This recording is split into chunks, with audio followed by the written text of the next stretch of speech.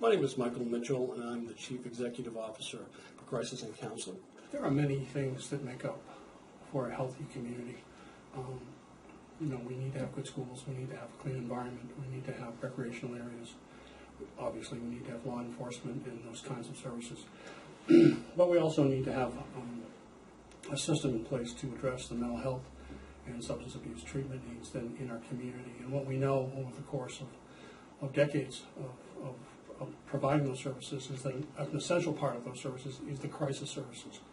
Those services that are available 24/7 for people who are really struggling with emotional and psychological issues, who are needing somebody who's going to compassionately understand and be ready to respond either face-to-face or be ready on the end of the phone to hear those concerns, whether it is a parent who's struggling with a child, whether it is somebody who's struggling with depression, somebody who's dealing with a significant mental health issue, or even somebody who's dealing with a significant substance abuse issue who is really facing major life crises.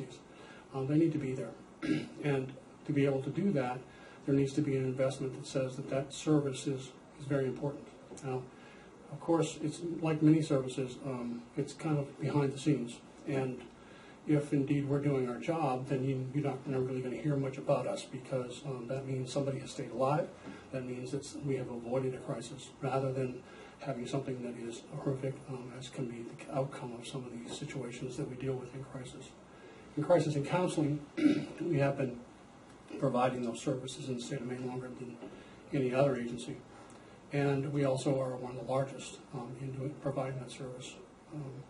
To be able to do that, it's important for the public to understand that it is not a public service. It's not similar to police or some other public service, but really it is a private, nonprofit agency that is being reimbursed in a fee-for-service system that requires consistent funding and adequate funding to adequately provide coverage for those people who are in need, and to be able to do it with best practice standards. That's something that we passionately believe in. And we also need to be able to build and cultivate partnerships with our fellow providers in the community, law enforcement, other mental health and substance abuse providers, so that people know we're here, and also have relationships so that we can make sure that we're being efficient and effective. And of course, we also want to make sure we include consumers of our service in that. So involving consumers in the understanding of the service, as well as the development of how we move ahead and evaluate whether we're being effective, is also very important to us.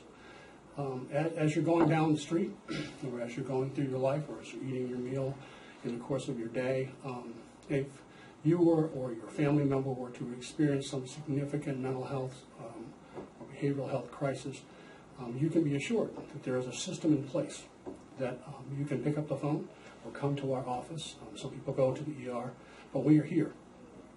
And because of that, you can rest assured that there's a safety net to make sure that your behavioral health needs are met 24/7 in those most extreme situations.